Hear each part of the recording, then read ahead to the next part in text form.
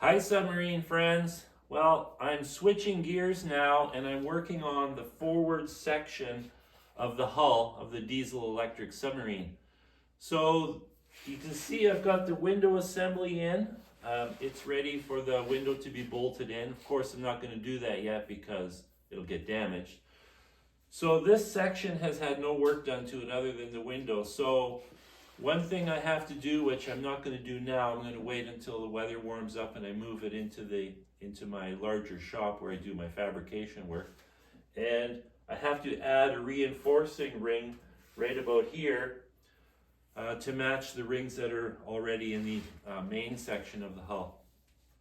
I have to add this guy right here. So this guy right here welds in the front, and this is the release mechanism for the drop weight. So if there's an emergency and I'm out of air to blow the ballast system, I can drop a weight off the front of the submarine. And so all it is a chrome shaft with a threaded end, goes into this brass fitting with O-ring seals, and it just threads right into the weight that's on the bottom of the submarine. So if there's a problem, I just rotate this, weight falls off, submarine comes to the surface.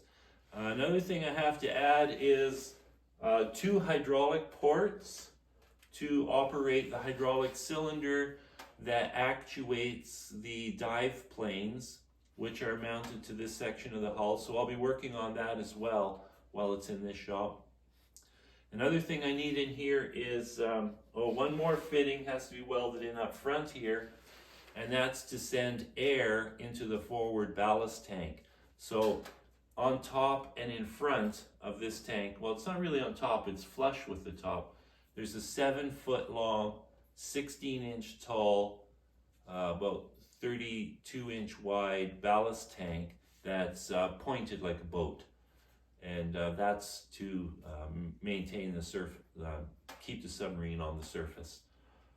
So that's the air fitting. Oh, and I have to install battery shelves in here. So right along here and along here is where the sealed lead acid batteries go. They're going to be lead acid for the time being, and I'll decide what to do down the road.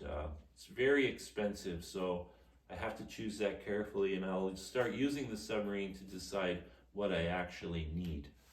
So that's what I'm working on now. It's kind of a nice change. I've been crawling in and out of that part of the submarine for the last couple of months. I'm getting a little bored with that, so it's kind of like starting a fresh new project, this section.